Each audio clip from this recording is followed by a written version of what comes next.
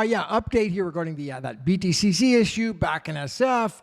Just kind of a little recap here on everything that happened over there in China, Japan. So what's up, everybody? My name is Gavin Mehl coming at you. Thanks for all the new people who were checking out this channel for the first time. Anybody else who's been watching for a long time, what's up?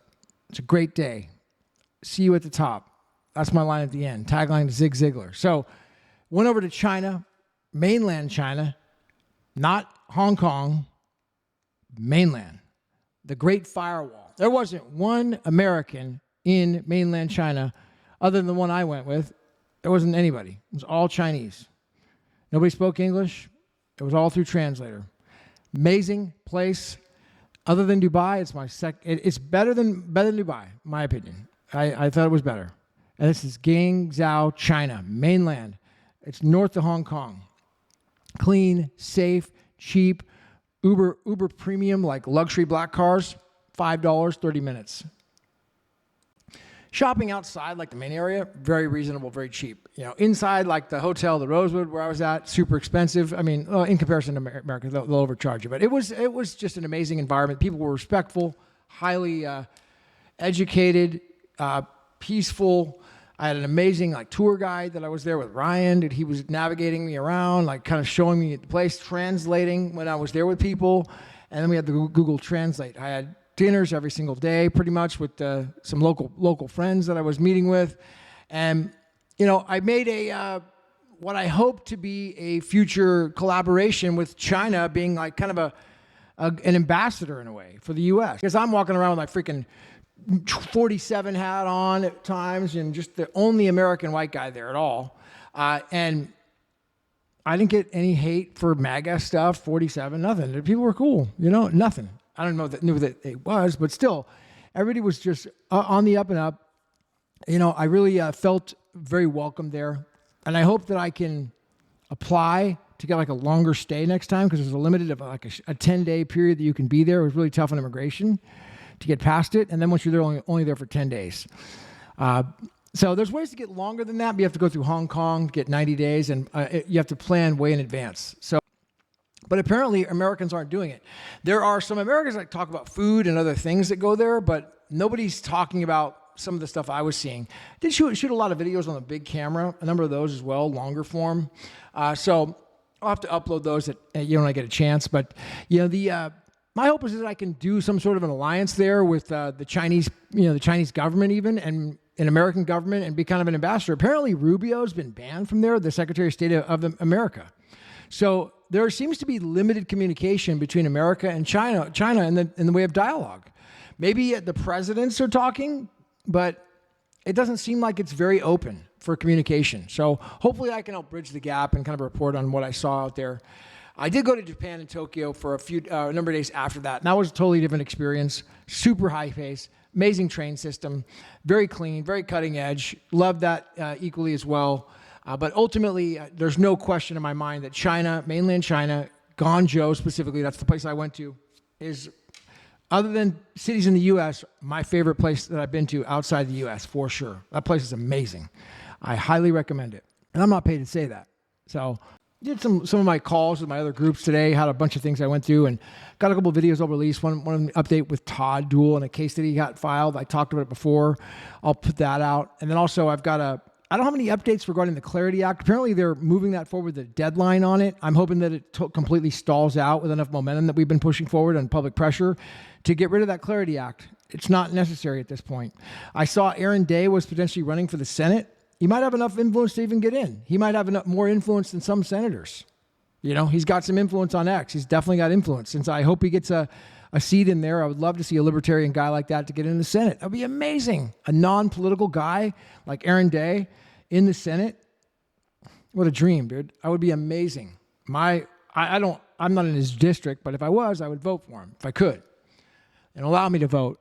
Quick update on the voting thing. I talked about it before, many videos past, but I was determined in the Santa Clara Superior Court on that action that I filed last year that I'm not allowed to vote. Why? Because I'm not a U.S. citizen, according to the court. Weird, huh? How can I be a U.S. citizen, born in America, traveling to China back and forth? Well, on my passport, internationally, I'm a U.S. citizen. But domestically, I'm just a national, which is a state citizen because of my own declaration. So kind of interesting little nuance there. I wasn't allowed to vote in the national election because of it. That was determined by the court's own order, the writ I filed. So rather interesting. The other things that, really kind of, I am going to be talking about the Great Bitcoin Flipping more. I'm going to be doing spaces coming up as well. I don't have any, but I have a lot of messages and a ton of things to get back to people on. I'll do my best as I can to do that. I'm not paid to respond to people, so I just do my best. That's it. I gotta respond to people who pay me, and I'm on some sort of a relationship or consulting basis. I obviously gotta take care of and obviously help all those people best I can with whatever I'm doing for them or whatever service I'm providing. But all the people who just are the best, just message me and they're free, they're friends, they want something. I'm doing the best I can. That's all I could say. So I'm sorry that I haven't responded to everybody. So I have a little bit of help on that thanks to Casey and Nicole. I am going to do some spaces. I need to freaking light that up, and we need to get back down to business on the Great Bitcoin Flipping and have some live events. I saw Anarchapulco was just out there. Looks like it's just ending right now with Jeff Berwick. A lot of people were going to that, so that's kind of a big event. I'm interested to see how that went.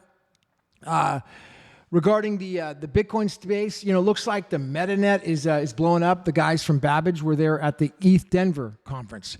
Saw Ty from Babbage was having a talk there, interviewed. So Metanet is Web3. Web3 is Metanet. That's what it is. And Metanet is Bitcoin. It's like the same word for Bitcoin, Metanet. BSV, Metanet, same word. Web3, Metanet.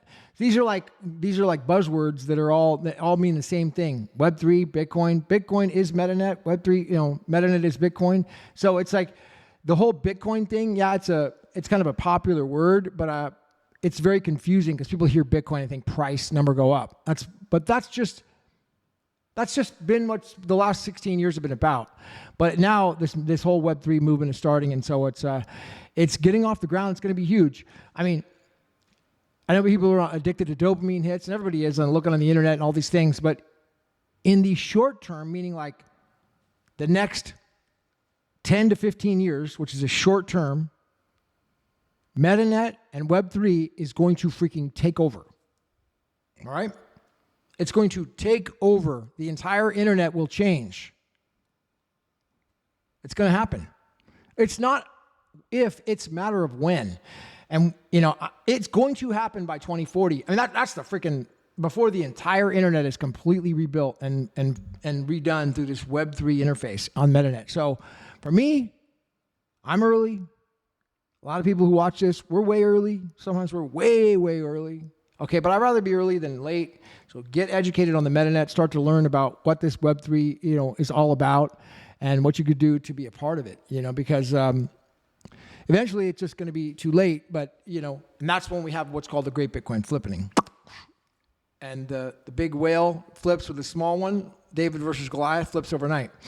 So back from mainland China, Tokyo, on the home front, and just want to do a short update, and I'll post this other video from Todd I got coming out, shorts. I did a bunch of shorts on my YouTube channel. I did some stuff on Instagram as well, so you can watch every single day. I posted a short on YouTube going through like what I was doing, what I was up to, and who I was with, or whatever happened. I just did like a short little clip and put them together on my phone. And I did that every single day. I don't think I missed any days. I usually don't miss days on my channel at all, uploading something. So for like 2 years straight on a record-setting pace. So adding massive value, coming at you right now. Hit the ones. More to come. Just a short update. My name is Gavin Mehl. See you at the top. Thanks, everybody.